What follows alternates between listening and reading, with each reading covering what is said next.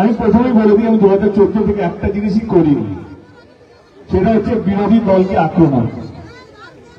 যারা বিরোধী দলকে আক্রমণ করে না জানো, কারণ তাদের দলের কোনো কাজ নেই যেটা মানুষের কাছে গিয়ে বলবে, সেই জন্য বিরোধী দলকে আক্রমণ করছে। এটা সবচেয়ে বেশি ভালো রূপ। আচ্ছা বলছি, আচ্ছা আপনারা কি বসবেন? তুমি কম শুনতে পাচ্ছ, তোমাকে বলুন না, আপনারা কি বসবেন? আপনারা কি বসবেন?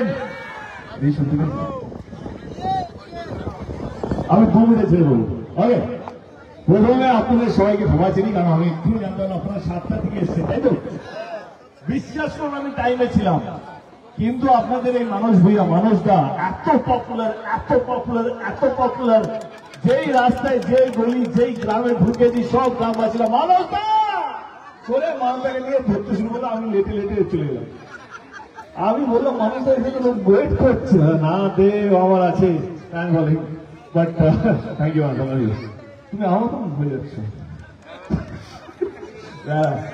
মানটা সত্যি ভাই, কি যে বলি, মানে আমরা সকাল 4:30 থেকে শুরু করেছি আমাদের রোড শো, সবকিছু যেভাবে মানুষের ভালোবাসা পাচ্ছি প্রত্যেকটা গ্রামে, প্রত্যেকটা অঞ্চলে, প্রত্যেকটা মুহূর্তে, সেই জন্য আজকে আমরা 2 ঘন্টা এখানে লেট।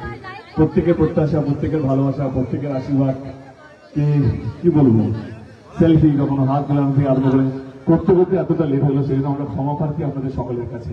কারণ 2 ঘন্টা লেট মানে আজকের সময় অনেকটাই লেট, এবং ক্ষমা করবেন, সত্যি এর ইচ্ছাকৃত ভাবে ছিল না। আপনাদের মতনই হাজার হাজার মানুষ রাস্তায় দাঁড়িয়েছিলেন, তাদের সঙ্গে কথা বলতে বলতে তাদের আবদার মেটাতে মেটাতে লেট হয়ে গেছে। আশা করি আপনারা সেটা বুঝবেন। হ্যাঁ বলুন। ধন্যবাদ। 25 মে আমাদের এখানে নির্বাচন, কিন্তু তার আগে আমি বলি, আমি আপনাদের ভোট চাইতে আসিনি। আমি এসছি যেটা সবচেয়ে বেশি দরকার, সেটা সবচেয়ে বেশি ইম্পর্টেন্ট, ভোটের চেয়েও বেশি ইম্পর্টেন্ট, সেটা হচ্ছে মানুষের আশীর্বাদ, মানে আপনাদের আশীর্বাদ। আমি আপনাদের এরিয়া, আপনাদের গ্রামে এসছি বা আপনাদের এই টাউনে এসছি আপনাদের আশীর্বাদ চাইতে। আপনারা আশীর্বাদ করবেন তো? সঙ্গে আছেন তো?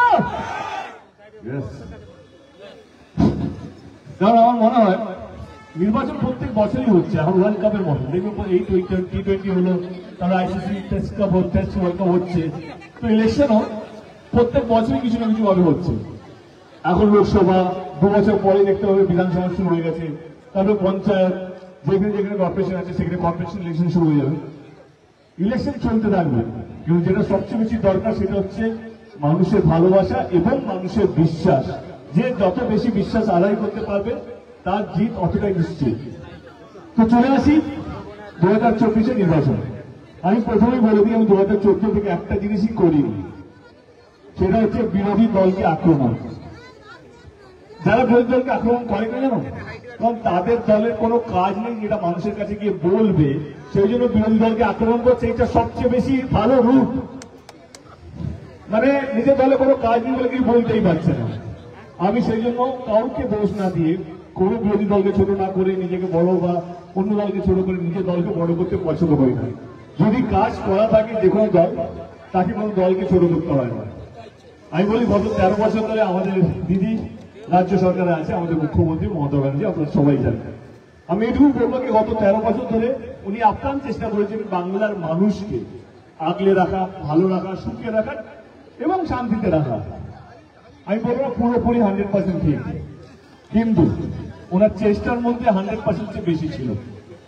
আমি বেশি দূরে যাবো না, 2021-এরই কথা বলি, যখন বিধানসভা নির্বাচন হচ্ছিল। আপনারা সবাই জানেন দলের হয়ে আমাকে বিভিন্ন ডিস্ট্রিক্টে গিয়ে প্রচার করতে হয়, শুধু ঘাটাল নয়। তো 2021-এ যখন বিধানসভা নির্বাচন হচ্ছিল, তখন আমাদের কাছে 2টো প্রকল্প এলো। এই প্রকল্পগুলো যদি আমরা জিতি, যদি দিদি আবার মুখ্যমন্ত্রী হয়, তাহলে এই 2টো প্রকল্প আমরা করবো।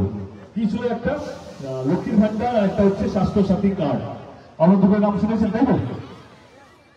এইবারে যে কথাটা আমি বলেছিলাম আপনাদেরকে, কাকে আপনারা বেশি বিশ্বাস করবেন?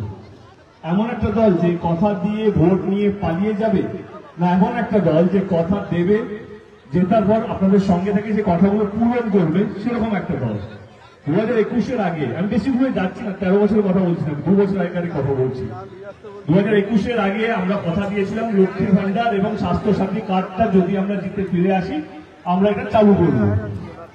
এবার আপনারা বলুন, জেতার পর দিদি লক্ষ্মীর ভান্ডার শুরু করেছে কি করেনি? স্বাস্থ্য সাথী কার্ড শুরু করেছে কি করেনি? এইবারে চলে আসি 2021-এর আগে কেন্দ্র সরকার নিজের মতো করে টাকাগুলো যেগুলো পাচ্ছে 100 দিনের কাজ হোক, আবাসন যোজনা হোক দিচ্ছিল, কিন্তু 21-এ হারার পর তারা আমাদের সমস্ত কাজের টাকাগুলো বন্ধ করে দিয়েছে। 100 দিনের কাজ হোক বা আবাস যোজনা হোক বা অনেকগুলো প্রকল্প। কিন্তু আমাদের নেত্রী 100 দিনের কাজ কারা করে, যারা প্রচন্ড গরিব, তারা দিন আনে দিন খায়, এই টাকা দিয়ে তাদের সংসার চলে। বাচ্চাদের স্কুলের বা কিছু একটা আবদার বা কিছু পুজো বা যেই হোক, এই কিছুদিন আগে ঈদ গেল, কালকে আমাদের নতুন বছর শুরু হয়, বাংলার নতুন বছর। তাদের এই 100 দিনের টাকার যে রোজগারটা সেটাই সম্ভব। কিন্তু কেন্দ্র সরকার 2 বছর ধরে সেটা বন্ধ করে রেখেছে। দিদি বললেন না, এইভাবে তো চলবে না।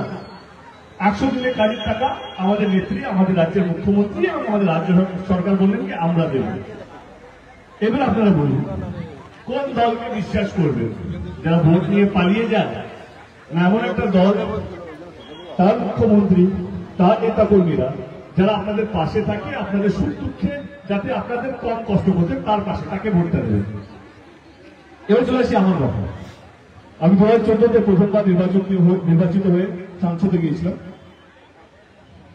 ঘাটালের সবচেয়ে বড় সমস্যাই ছিল, ঘাটাল লোকসভা কেন্দ্রে যেহেতু আমি সহভাগীও আছি, সহভাগীর সবচেয়ে বেশি সমস্যা হচ্ছে যখন অতিরিক্ত বৃষ্টি হয়, তখন অনেকগুলো অঞ্চল সবকে জলের তলায় চলে থাকে। 1-2 দিনের জন্য নয়, মাসকে মাস। যেহেতু আমাদের একটা কৃষি জমি আছে, এখন ধান কাটার সময় চলছে, জমিগুলো জলের তলায় থাকে, কৃষকদের অনেক লোকসান হয়। গরু, ছাগল ইত্যাদি ইত্যাদি, মানুষ, কত মানুষ মারা যায় বন্যার সাপে কাটার জন্য, আমরা সব দেখেছি। আমি কথা দিয়েছিলাম 2014 পর পার্লামেন্টে গিয়ে প্রথম আমি বক্তৃতা রাখবো ঘাটাল মাস্টার প্ল্যান নিয়ে। আপনারা সবাই জানেন ঘাটাল নিয়ে, ঘাটালের মাস্টার প্ল্যান নিয়ে প্রথম বক্তৃতা রাখি সংসদে বাংলায়। তারা কথা রাখেননি। 2019-এ জিতেছি, আবার গেছি, আবার বলেছি ঘাটাল মাস্টার প্ল্যান নিয়ে, তারা কথাই শুনছে। এবার আপনারা সবাই জানেন আমি রাজনীতি ছেড়েও দিয়েছিলাম এই কিছু মাস আগে। দিদি আমাকে ডাকলেন, অভিষেক বাবু আমাকে ডাকলেন, কে কি ভাবছো, কেন তুমি এসব করছো? আমরা তোমাকে ছাড়ছি না, তুমি বলো কি চাইছো। আমি দিদিকে একটাই কথা বললাম যে দেবকে মানুষ সত্যি বিশ্বাস করে। আমি ওরকম ভাবে রাজনীতি করতেই পারলাম না যে কথা দিয়ে চলে আসে, ভোট নিয়ে চলে আসে, আপনার মুখ দেখাবো না। আমাকে মানুষকে ফেস করতে হয়। মানুষ সত্যি বিশ্বাস করতে শুরু করে দেব, ঘাটাল মাস্টার প্ল্যান বা দেবকে কোনো সমস্যার কথা বললে দেব সেটা সমাধান করতে পারে। অথচ আমি সত্যি কিছু করতে পারছিলাম না গত 10 বছর। দিদি আমাকে একটা কথা বললেন কি চাও, মনে হয় চাওয়াটা একটু বেশি হবে, কিন্তু আমার যদি মনে হয় কি ঘাটাল মাস্টার প্ল্যানটা যদি কোনোভাবে করা যেতে পারে তাহলে আমি আছি।